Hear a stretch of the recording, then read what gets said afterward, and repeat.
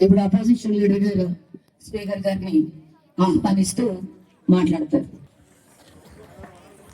Speaker గారు శ్రీ మోనిష్ గారికి నియమైన స్థానాన్ని అధిరోహించిన మీకు మా పార్టీ తరఫున కూడా అభినందనలు. సభను హుందాగా నడపడంలో మీకు మా తోడ్పాటు ఎప్పటికీ ఉంటుంది.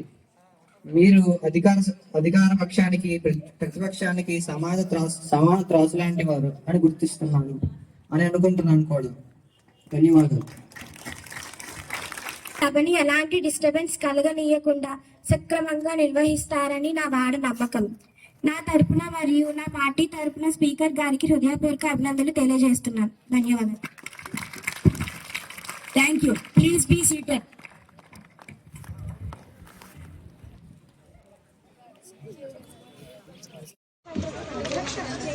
అధ్యక్ష, మేము వెళ్ళిన ప్రతి చోట మేము బస్సులో రోజు ట్రాన్స్పోర్ట్ లో వెళ్తున్నాం కదా, మేము చూసిన సగం కన్నా ఎక్కువ మా మనోహర్ గారు దీనిపై ట్రాన్స్పోర్ట్ లో వెళ్ళడం కాదు అధ్యక్ష. వాళ్ళు ట్రాన్స్పోర్ట్ లో ఎక్కడ వెళ్తున్నారు? వాళ్ళు స్కూల్ నుంచి వెళ్తున్నారు.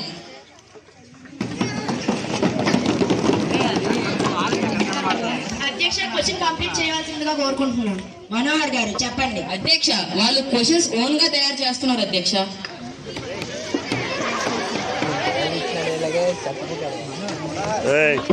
భాష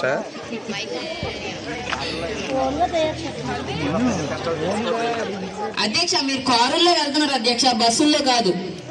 మేము స్కూల్ ట్రాన్స్పోర్ట్ అంటే బస్సుల్లోనే కదా అధ్యక్ష వెళ్తాము. కారులో ఎందుకు వస్తాం స్కూల్ కి? మీరు అగ్రికల్చర్ మినిస్టర్ అధ్యక్ష, స్కూల్ పిల్లలు వారు కాదు.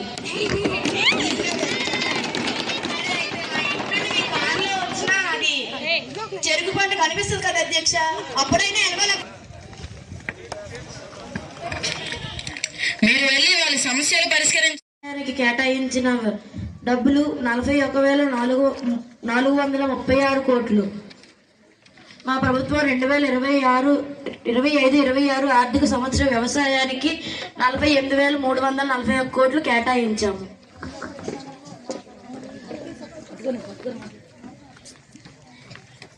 మేము 44 నెలలకే 1.56 లక్షల కోట్లు వ్యవసాయం మీద కేటాయించాము. అంతేకాక సంవత్సరం యూరియాకి కరెక్ట్ రేట్ ఇవ్వలేదు, కానీ యూరియా బస్తాల రేటు పెంచాము. ఎందుకంటే మేము కెమికల్ ఫెర్టిలైజర్స్ తగ్గించడానికి చూస్తున్నాము. ధన్యవాదాలు.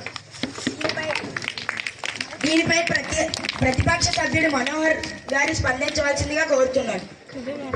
అధ్యక్ష, నాకు ఈ అవకాశాన్ని ఇచ్చినందుకు నా హృదయపూర్వక నమస్కారాలు. మన దేశంలోనే బెల్లం మార్కెట్ లో 2వ స్థానంలో ఉంది మన అనకాపల్లి బెల్లం మార్కెట్. మీరు ఇప్పుడు ఆ బెల్లం రేటును చాలా తగ్గించారు అధ్యక్ష. రైతు ఎవరు చెరుకు పండించడం మానేశారు అధ్యక్ష. అంటే ఇప్పుడు ఆ బెల్లం మార్కెట్ కూడా 2వ స్థానం నుంచి దిగజారిపోతుందా అధ్యక్ష? దీపికా గారు, దీని గురించి మీ వివరణ. గోవాలో ఇంకా చెరుకు పండిస్తున్నారు కదా అధ్యక్ష. ఇంకా నాకు ఈ అవకాశం ఇచ్చినందుకు ధన్యవాదాలు. మేము ఐటీ కంపెనీస్ వైజాగ్ లో తీసుకొచ్చాము. ముందుగా ప్రభుత్వం ఇటువంటి ఇన్ఫర్మేషన్ లేకుండా జాబ్స్ రిమూవ్ చేయలేదు. ఆ ప్రభుత్వం గురించి పక్కన పెడితే మేము ఉద్యోగాలు ఇవ్వడం కాకుండా జీతాలు కూడా 10వ తేదీ లోపే అంతపురం హార్డ్వేర్ గా చేస్తున్నాము. మేము